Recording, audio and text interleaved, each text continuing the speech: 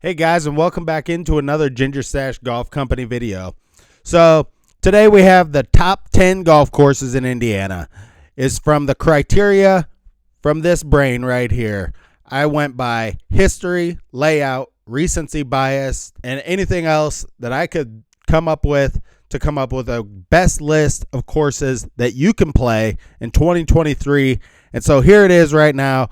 Let's get right into the video. Here it is, my top 10 courses in Indiana, public courses. At number 10 on my list is the Campin Costler course, a Pete Dye design on the campus of Purdue University. An 18-hole link-style par 72 championship golf course featuring large bent grass greens, fairways, and tees. The layout presents a challenge for golfers of all abilities, with tees ranging from 7,400 yards to 5,300 yards. In 1994, famed golf course architect Pete Dye walked what was then the North Course of Purdue University golf courses. His goal was to come up with possible changes that could be made due to an upcoming road construction project. Dye's plan became much more than a simple renovation. His personal goal was to produce a golf course that could be both a challenge to the collegiate golfer and act as a classroom to the students of Purdue University. With Mr. Dye on board, fundraising began in the fall of 1996. Pete, Superintendent Jim Scott, and 32 Purdue students collaborated on the design, and construction began. The departments of forestry, entomology, water quality testing, agronomy, and other schools at Purdue all became involved. This was a very unique situation as Mr. Dye partnered with the university in many phases of the project. The course design includes numerous benchmark features such as a water reclamation process in which all of the water used in the course is recycled. The result of the Purdue Dye collusion is the Campin Costler course, a unique link-style layout with strategically placed waste bunkers, native grasslands, man-made wetlands, and large greens measuring over 7,400 yards. Pete Dye says about this course, "As a person who calls Indiana home, I am very pleased to have had the opportunity to build one of the finest university golf courses in the entire country at this Purdue University." At number 9 on the list is Purgatory Golf Club in Noblesville, Indiana. Purgatory was built on 218 acres of land, while many golf courses are built on 90 to 150 acres. There are a minimum of 6 sets of tees on each hole. From the far forward tees, the course is as short as 4,600 yards. Playing from the far back tees, the tips at Purgatory will stretch out to 7,700 yards long, with one par 5 from the back tees reaching 741 yards in length, making it the longest course in Indiana and the longest non-mountain par 72 course in the entire world. But don't worry, there are 4 sets of tees out here. You can pick your yardage to your best of your ability. You'll face over 125 bunkers filled with white sand made of crushed limestone, which is a rare bunker material used in Indiana. Many of the bunkers are outside of your most rewarding line to the cup. But of course, you'll find some exceptions. The 16th hole, large bunkers line the fairway, surround the green. On the 4th hole, you'll find bunkers protect the green because the trees outline the fairway. You'll see the most striking Hell's Half Acre, the 17th hole, is an island green surrounded entirely by bunkers. At Purgatory, you'll quickly learn it's easier to hit your ball out of a bunker than out of the tall grass. You'll find that most fairways are lined by roughs consisting of tall prairie grasses. Owners Mike and Tenna Merchant purchased the land to build Purgatory in 1997. After the auction, Denzel Hufford, one of the previous owners, talked to the merchants behind the scenes and told them of the lovely sassafras trees that had been on the property. The merchants originally named the course Sassafras Golf Club and even had a logo designed and business cards printed. But informal market research indicated that sassafras was not only a name that serious golfers would embrace. The merchants previously thought of calling the club Purgatory, and they returned to that idea. Subscribe to the channel if you like the content that you're seeing here and you find that I'm bringing real value to the table. Comment down below what you want to see in these videos. Thank you for subscribing to the videos. Now let's get back to the list. Moving on to number 8 on our list is Sultans Run Golf Club, nestled in Jasper, Indiana. It was only a few years ago that this lush land was home to Supreme Sultan, a horse of history and literally a legend of his own time. It was in these hills and valleys' picturesque beauty that Supreme Sultan sired a record number of world champion American saddlebred horses. No place on earth can claim this record. Now this same ground recalls the heritage of Supreme Sultan, just as an engraved stone marks each unique and challenging tee box, memorializing the names of these world champions. From its beginning, this land was destined for greatness, but few would have predicted the creation of world-class golf course that would entice champions. Sultan's Run opened in 1992, but then embarked on an extensive remodeling project in 1996. Taking the golf course to the pinnacle of public golf, designer Tim Liddy, a disciplined, world-renowned architect, Pete Dye, took the land they already offered and enhanced it. All 18 holes at Sultans Run Golf Club have been beautified in some shape, way, or form. Entirely new bunkering and reconstructed greens to complete the rework of several holes. The end result is Sultans Run is a world-class golf facility that golfers talk about long after their golf round is done. Coming in at number 7 on our list is Rock Hollow, located in Peru, Indiana.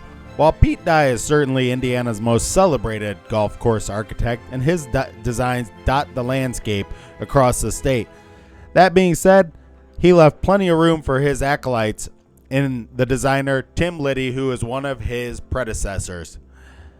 The name of the course, Rock Hollow, is quite literal. It used to be a rock quarry. So Liddy was free to move land and use existing water-filled pits to create holes that combine for a thrilling mix of risk-reward and straight heroism. There is evidence of Dye's influence on both fronts. On the heroic front, those playing from the back tees at the closing hole will face a white knuckle tee shot across the property's central lake, a Cape-style hole almost as scary as anything Dye himself did. Players from the shorter tees also deal with a less frightening angle to the fairway. Don't think Liddy doesn't have his own design philosophy, however. The drivable par 4 at number 13 is a rejection of Dye's dislike for short par 4 concept holes. But the centerline pop bunker that will disrupt the majority of attempts at the green is right in line with Pete Dye's thinking. The golf course at Rock Hollow at Peru, Indiana. An absolute gem. Coming in at number 6 on my list is the Fort Golf Course, nestled outside of Indianapolis, Indiana. One of 7 courses on the Pete Dye Golf Trail promoted by the Indiana Office of Tourism Development. The Fort Golf Course occupies 240 acres of Fort Harrison State Park on the outskirts of Indianapolis. Holes are laid out with the former Fort Benjamin Harrison Military Reservation, which served a number of roles as a troop reception center, training complex, and soldier support facility during all the major military conflicts from the Great War to the Desert Storm. The base was closed in the early 1990s, but the U.S. Department of Interior approved the state of Indiana's request to convert a sizable portion of the Armory Post into a state park and natural preserve, with the golf course earmarked as one of the public sporting amenities. Featuring short par 4s at the 2nd and 10th and with back-to-back par 5s at the 6th and 7th. The course is a Pete Dye and Tim Liddy co-design that can be extended to 7150 yards from the back tee markers and playing at a par of 72. Located outside of beautiful Indianapolis, Indiana, it is the Fort Course. Hey, ladies and gentlemen, boys and girls, you know the brand. You've heard of the company Smash Factor Golf. Indiana kids started this company. Let's support them. And on my channel throughout this summer, I will be using the Smash Factor putter. So let's get on the website. Check out this putter. $150, total steal. I'm a blade guy. I've always been a blade guy. So if you like blade putters, I've hit this a few times. Absolutely love it. Get it made how you want with the grip that you want on it. You like that big fat grip? Get the Smash Factor putter. Highly recommended club. And check out their irons and drivers too. A steal of a deal. Breaking into the top 5 on this list is the Warren course located in South Bend, Indiana. A link-style course comfortably nestled on 250 wooded acres, expertly preserved as a wildlife habitat. The course received the coveted Audubon International certification. Lush fescue fairways, softly rolling terrain, and the Golden Dome in the background make this course a beauty to behold. The perfect balance of relaxation and challenge. The red fescue, heather, and other native grasses that adorn this course are thoroughly trimmed back for maximum playability. 4 sets of tee boxes means the players from all skill levels can enjoy their round. This course is affordable, rated the number 6 course in Indiana on many lists and number 12 college course in America by Golf Week. The course features beauty and upkeep that you would expect from a premier course, with rates starting as low as $35. Coming in at number 4 on my list, it's Prairie View Golf Club in Carmel, Indiana. Robert Trent Jones Jr. blended 18 holes of traditional golf design into the natural beauty created by the rolling prairie, towering oaks, and sycamores that characterize our site on the banks of the White River.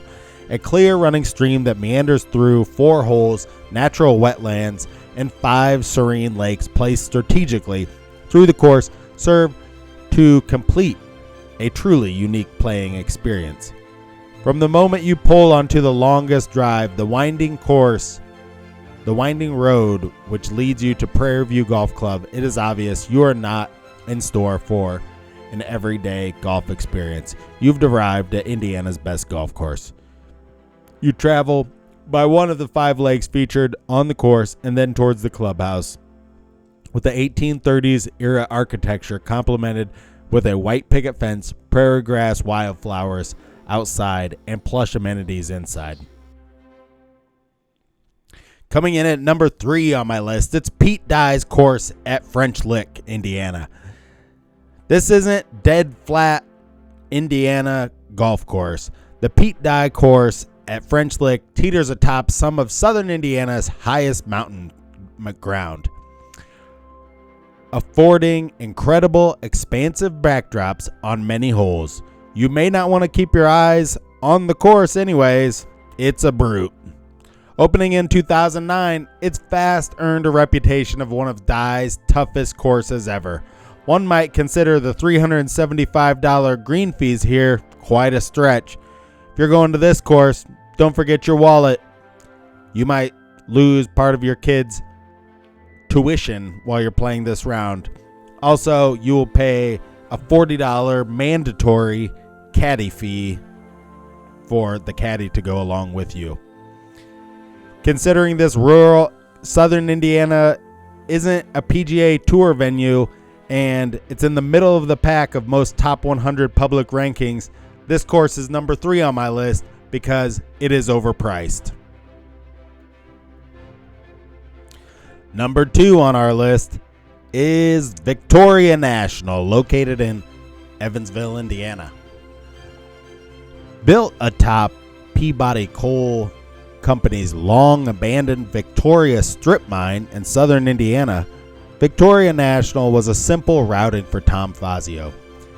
He just followed the corridors, the perfect width for fairways that existed between mining spoil mounds, long since overgrown with trees, and some 40 acres of fingery lagoons that had formed as steam shovels carving out coal deposits hit the water table. Chosen as best new private course of 1999, Victoria National stunned most panelists. One gushed it was the most unusual, unpolished, and unpretentious Fazio design ever. Another called it probably the hardest Fazio course I've played. More penal than Pine Valley. Fazio concurred with that assessment. It's U.S. Open quality now. he said soon after it opened. If the wind blew, it'd be too hard. And number 1 on the list, Indiana's flagship university now boasts an elite golf course. It is the Foul Course, recently renovated in 2020. The Foul Course at Indiana University was built on the same 265-acre east side Bloomington property previously occupied by the IU Championship Golf Course, the original par 3 course and IU cross-country course since the 1950s. But other than its location, everything about the Foul Course is different than its predecessor, providing golfers with a new must-see, must-experience destination golf course just minutes from the Indiana University campus. Designed by highly acclaimed architect Steve Smyers and 2-time major winner and Hoosier native Fuzzy Zeller, the Foul Course at Indiana University offers a unique, world-class layout that is set in the natural beauty of southern Indiana. Smyers utilized the area's natural topography in designing the course, while also highlighting the combination of forest, open spaces, and forest edges that result in both amazing views and a wonderful golfing test. It's a venue worthy of hosting not only Big Ten championship golf, but also national amateur and professional championship events. It rivals any of the others Smyers has designed over his designing career that stretches more than 40 years. It reminds me of the quote of the famous golfer Bobby Jones. He said, "The more he studied it, the more he loved it. The more he loved it, the more he studied it." I think that's very true of my feelings about the property here at IU. It's a fantastic place for golf, Smyers said. Indiana University's new home course is also environmentally friendly.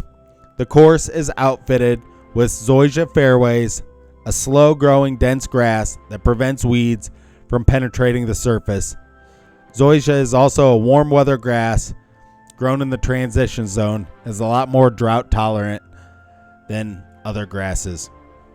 Among the course's many takeaway features is 147 bunkers spread amongst its 18 championship holes.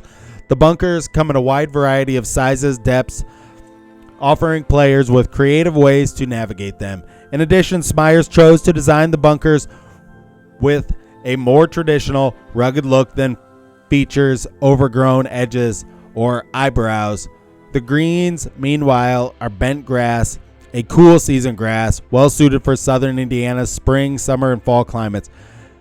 Like the bunkers, the Foul Course at Indiana University's greens come in a wide variety of sizes and shapes. The average green size is 6,680 square feet, and they range from size from 4,145 feet on number 10 to 10,014 on hole number 7. The end result of the course is a golf facility offers a supreme test to championship golfers while being economically accessible to the high handicapper or casual golfer. It's a wonderful addition to IU's world-class athletic facilities and an equal important addition to the Indiana golfing community. Well, that concludes our top 10 list. If you have a course that you like more and you want it to be in the top 10, leave a comment down below. Tell me why it should be on the list for next year, and maybe we can meet up and play a match at that course. So comment down below, and until next time, stay classy out there, golf fans.